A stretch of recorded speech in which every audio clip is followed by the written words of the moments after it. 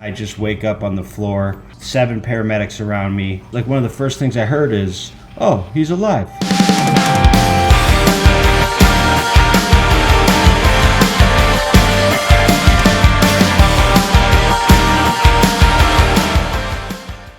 My mother and my father were never married. They would fight a lot about me. Music, it was just a big part of my childhood because that was when it was happy. That's when the things were good.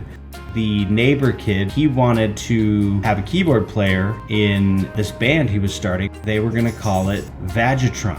He was like, "I want to write porn music for robots." I was 13, 14 years old, so I was like, I just want to hang out with the the cool older kids. And they made robot costumes out of cardboard. I was the only one that played an instrument. Carl played the weed whacker that he would just rev and hold into the mic. We played a couple shows and we offended so many people. Then I got better at guitar. I was like, I'm going to write a song for this girl that I like. And it didn't work. Then I wrote a song about that. That was where I was like, okay, I can kind of do this. The local heroes, they were raving about this guy that was opening for their shows. And so I got to the show and it was Carrabba from Dashboard Confessional, and he sang This Bitter Pill. I mean, I had goosebumps the whole time. This guy is killing this vibe. I was like, I can't really do that. So it began to take shape. I was like, I'd like to get this more evolved into a full band setting.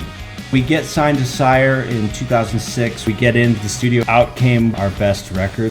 All Over You became a top 40 single. The entire MTV building was plastered with all of our faces. The last tour we did, they said, take a year off, write a new record, and let's go. We start writing, demoed out 4 songs. They were like, no, the demos aren't there. It's okay, maybe it's just these first 4 songs. We submitted about 18 songs total, no dice. And I'm like, what do you want? I'm just in turmoil that they don't like these songs. I get a tooth removed. They give me hydrocodone. And I was like, okay, this takes the edge off and I feel so good. Coming up on about time to record, and they were like, Nick, why don't you come to LA and we'll set you up with different writers. We fought back to no avail.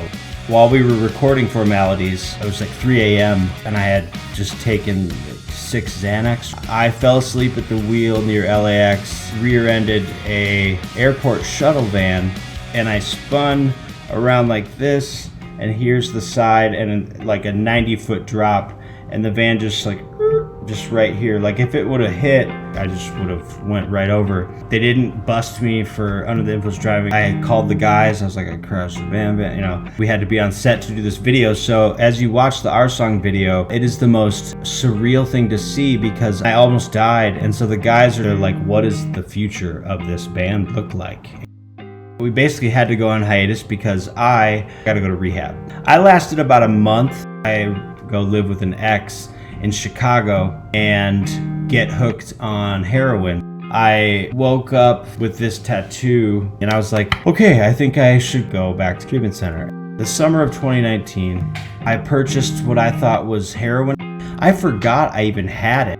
Went to wash my pants, cleaned out the pockets, and was like, oh, it's been like 5-6 years. And I was like, okay, go fix it up. And I literally just injected it and boom, I just wake up on the floor, 7 paramedics around me. Like one of the first things I heard is, oh, he's alive. I think Conduit is a perfect snapshot of the experiences I accrued via addiction, losing 2 band members, the passing of my mother, also getting diagnosed with this mental disorder called schizoaffective disorder. The whole point of Conduit is I am just merely a vessel that can open my soul wide enough to let whatever is just emitting out into the ether. I just trying to tune into that. I'm just so happy that we're trying it again, and I also don't want to wait anymore.